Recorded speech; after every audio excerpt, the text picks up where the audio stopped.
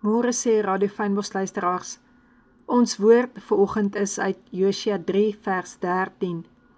En net soos die voetsole van die priesters, wat die ark van die Here van die hele aarde dra, in die water van die Jordaan rus, sal die water van die Jordaan afgekeer word, die water wat van die bokant afkom, en dit sal soos een wal bly staan. As ons hier lees, dan sien ons dat die Israeliete hoef nie in die kamp te gewag het, totdat die Jordaanrivier oopgegaan het nie. Maar hulle moes in geloof gaan deurstap het. 2 Korintiërs 5 vers 7 sê vir ons wandel deur geloof en nie net deur aanskouing nie. Met ander woorde, ons moenie net die hele tyd kyk na dit wat voor ons is, wat onmoontlik lyk nie. Ons moet in geloof 'n stap begin doen. Wat moes hulle doen? Hulle moes hulle kamp afgebreek het, hulle benodighede opgepak het en dan die Jordaanrivier se water ingeloop het. Hulle moes die priesters wat die ark van die Here gedra het gevolg het. En as hulle eers op hierdie rivier se wal se banke stil gestaan het en gewag het totdat hierdie rivier sou oopkloof, sou dit nie gebeur het nie. Daar was 'n duidelike opdrag gewees, sodra hulle voetsole die water raak, sal die Jordaan oopgaan. En nog steeds kan ons in ons alledaagse lewe vandag sien, wat gebeur dit as ons op God se woord staan, as ons sy woord vat, as ons gehoorsaam daardie geloofstree begin gee, al sien ons in ons perspektief geen manier hoe dit ooit moontlik kan wees nie. Onthou, hierdie Jordaan het nie oopgegaan voor die tyd nie, maar toe hulle in die water begin stap het. So sal baie skeepsvaders vandag ook vir jou kon sê, in een sin, hoe hulle aan wal gegaan het, kontinente ontdek het, wat nog nooit ontdek was nie, net deur hierdie woorde, hou aan om te seil.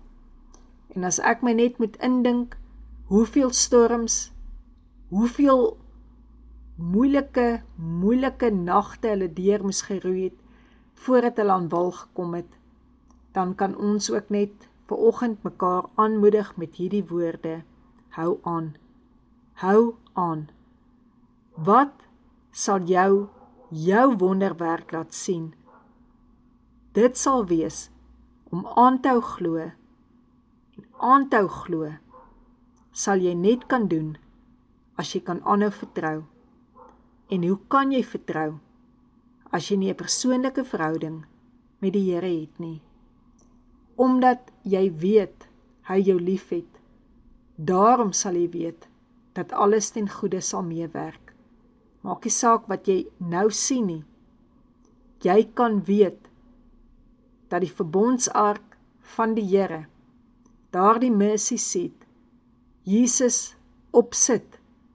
Ons het nie 'n verbondsark nodig vandag om dit te volg nie, maar ons het 'n verbond wel met Jesus. En wanneer ek vir jou hierdie communion bedien vanoggend, dan weet ons, dit is sy verbond, wat hy met ons het, wat hy in sy bloed met ons gesluit het, dat ons kinders van God is, dat ons in hierdie verbond staan, en kan vra, Here, vergewe my sondes. Jesus, laat u bloed asseblief oor my wees. En Here, dankie dat ek onder die krag van u beskerming en van u bloed ook kan vryspreek. En dat jy ook kan weet, jy staan in 'n verbond met Jesus, dat as daar die Jordaan voor jou is, van siektetoestande, jy kan gaan en in hierdie verbond die liggaam van Jesus kan eet, dit jou eie maak, om te weet, deur sy wonde het daar vir jou genesing gekom. Abba Vader, baie dankie dat u op die troon sit. Dankie vir die verbond wat u met ons het, deur u seun Jesus se bloed en sy liggaam. Dankie dat ons dit nou in ons kon ingeneem het. En Here, dat ons met geloofstree vorentoe kan gaan, in U opdrag, en dat ons weet, Here, ons kan nie die Jordaan oopmaak nie, wat in ons lewe nou aan die gang is nie, maar U kan dit doen. Ons vertrou U. Dankie dat ons weet, U het ons lief. Amen.